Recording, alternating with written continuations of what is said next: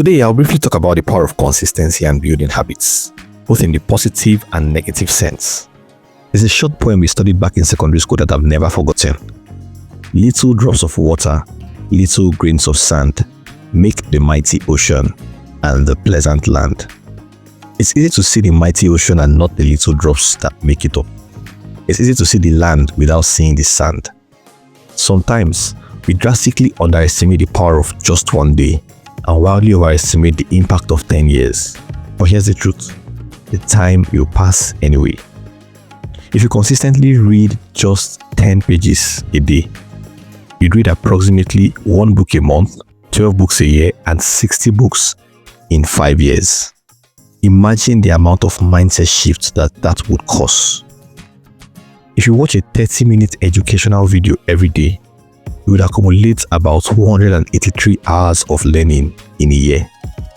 In the same vein, if you consistently watched 1 hour of Netflix daily and did 1 hour of mindless doom scrolling on social media, in 1 year alone, you'd have lost about 730 hours of your life to frivolity. And in 5 years, you'd have lost about 3,650 hours. The time will pass anyway, so why not use it well? The problem happens when you set a goal to finish 60 books in 1 year, and after 3 days or 1 week of intensely pursuing this goal, you falter and then you lose more time. By the end of the year, you haven't even completed 3 books. Or how you go on social media and tell yourself it's just going to be for a few minutes, but you end up spending hours instead, and those hours accumulate over time to wasted years. At the start of the year, many people set lofty goals, which is good, but we often forget that starting is easy. Staying consistent is the hard part. That's where realism comes in. You have to build habits gradually. If you go from doing nothing to trying to do everything at once, your brain will push back, you'll burn out, and it will be hard to stay consistent. In late December last year, I decided to start doing push-ups.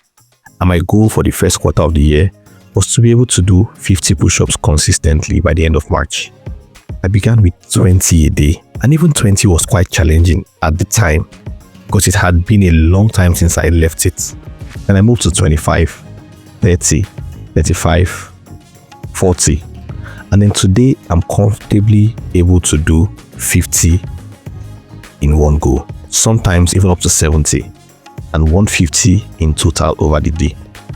It's still hard, but it's easier than when I started. The key is that I had a goal and a realistic plan to get there. In a few days, June will be over and half of the year will be gone. Maybe you've only achieved 10% of your goals. That's okay. Don't beat yourself over and brood. You just lose more time. Start by owning your current reality. Then adjust your plan, make it more realistic. Finally, execute. If you need an accountability partner, get one. But whatever you do, take action. Our problem usually isn't about knowing what to do. The real challenge is doing what we know. It's not about making plans, it's about making realistic ones that you can actually stick to. So as we enter into the second half of the year in a few days, take some time to reflect. Even if you are just 10% in, you are better off than someone who didn't start at all. Now it's time to discipline yourself to execute, even on the days you do not feel like it. Consistency gets easier with time. The next thing I'll say is that you don't need to wait for perfect timing. You must not start on 1st January or 8 a.m. on a Monday morning. Start on Thursday. Start at 10:52. Start on June 26. Just start. If your goal requires 100 steps, you may not be able to take all 100 today, but you can take 1 or half. Don't let the size of the overall task stop you from doing what you can do today. As I said before, you've got to create a realistic plan and then discipline yourself to execute consistently and grow gradually. And sometimes it's less about hitting your exact target and more about being further along than you would have been if you never started at all. So this week, while you hold back from starting out or doing the things you know you should, just because the big picture seems daunting, I'd like you to remember that the time will pass anyway. No matter how little, even if you start by spending only 5 minutes daily on that your big goal, you are better off than someone who randomly does 30 minutes one day and runs off for another month.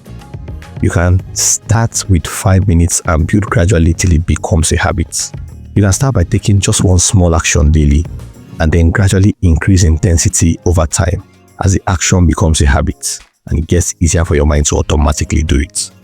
And remember that whether or not you do what you should, the time will pass anyway.